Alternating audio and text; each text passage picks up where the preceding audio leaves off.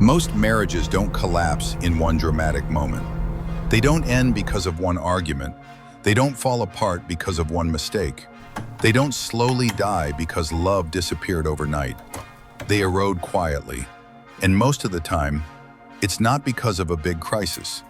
It's because of neglected daily habits. We talk about passion. We talk about chemistry. We talk about compatibility. But very few people talk about maintenance. The truth is simple. Strong marriages are not built on big emotional moments. They are built on repeated small behaviors. And small behaviors don't feel urgent. Nobody celebrates, "Today I controlled my tone. Today I chose patience. Today I apologized quickly. Today I checked in emotionally." But those quiet decisions are what protect love long term. So today we're not talking about romance. We're talking about practical daily habits that save marriages before they break. If you're married, engaged, or even preparing for marriage, listen carefully, because love is powerful, but habits sustain it. Habit 1, daily emotional check-in. Most couples talk every day, but they don't connect every day. There's a difference. You talk about bills, about children, about schedules, about work, about responsibilities. But when was the last time you asked, "How are you?" Really? Not casually, not while scrolling, not while distracted, but intentionally. 5 minutes, that's all it takes. 5 minutes of emotional presence. Ask, what stressed you today? What made you feel appreciated? What drained your energy? What's on your mind that you haven't said? Emotional neglect does not explode, it accumulates. When emotional check-ins disappear, assumptions increase, distance increases, resentment grows silently. And by the time people say, "I feel disconnected," the disconnection has been building for months. Daily check-ins drain tension before it becomes damage.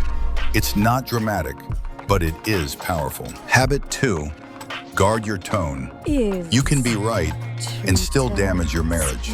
Tone communicates more than words ever will. You might say, "I'm just explaining," but your tone says, "I'm irritated. I'm superior. I'm tired of repeating myself." Disrespect in marriage rarely begins with insults. It begins with tone. Subtle, repeated, unnoticed. Here's a simple daily filter. Before you respond, ask yourself, would I say this the same way if other people were watching? If the answer is no, adjust it, because familiarity should increase comfort, not reduce respect. Many marriages don't collapse from disagreement. They collapse from accumulated disrespect. Control your tone, even when you're tired, even when you're frustrated, even when you're right. Respect must be consistent, not convenient. Habit 3, daily appreciation. Familiarity kills gratitude.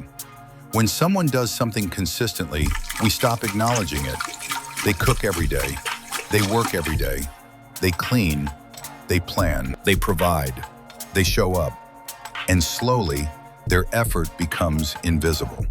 But appreciation is fuel.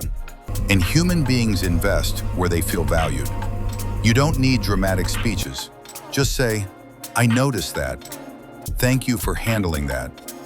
I appreciate how you showed up today." Silence and appreciation slowly turns into invisibility, and nobody thrives where they feel unseen. If you want effort to continue, recognition must continue. Daily appreciation keeps motivation alive. Habit 4, protect private boundaries. Strong marriages talk inside, not outside. Venting may feel relieving, but it weakens unity. If your first instinct during frustration is to call a friend instead of talking to your spouse, you are slowly outsourcing intimacy. Yes, wise counsel is valuable, but daily frustrations, minor disagreements, tone misunderstandings, handle them inside first. Ask yourself, have I spoken to my spouse about this directly? If not, that's the first conversation. The more outsiders hear your frustrations, the more they shape your perception. And over time, your marriage becomes public property. Privacy builds safety, and safety builds trust. Guard your union. Habit 5, daily micro repair. Not every apology needs to be dramatic. Sometimes it's just, that came out wrong. I shouldn't have said that. I was stressed. Let me try that again. Micro repairs prevent macro damage. The ego is expensive in marriage, but humility is protective. When small offenses sit unresolved, they don't disappear. They stack. And stacked offenses feel heavier than they actually are. Fix it early, fix it lightly, fix it daily. You don't lose power when you apologize. You build security, and security strengthens connection. Habit 6, physical affection without agenda. Not every touch needs a goal. A hand on the shoulder, a hug before work, a quick kiss, sitting close on the couch, holding hands while walking. Affection is reassurance. When physical touch disappears, emotional distance often follows quietly. Humans are wired for connection, and sometimes the most powerful message is not spoken. It's felt. Affection builds safety. Safety builds openness. Openness builds intimacy. Daily physical reassurance prevents emotional drifting. Reality check. Here's the uncomfortable truth. Marriage does not collapse from lack of love. It collapses from lack of maintenance. You service your car, you update your phone, you maintain your business, you monitor your investments. But you expect your marriage to survive without daily effort? Love is not self-sustaining. It requires intentional habits, not occasionally, daily. Closing. So let me ask you something honestly. Which of these habits have you been neglecting? Emotional check-ins, tone, appreciation, privacy, micro repairs, affection? Growth doesn't start with perfection. It starts with awareness. Strong marriages are not lucky. They are intentional. And intention shows up in daily habits. Not once a year, not when things get bad, not only when emotions are high, but consistently, because love is powerful, but discipline protects it. If this made you reflect, share it.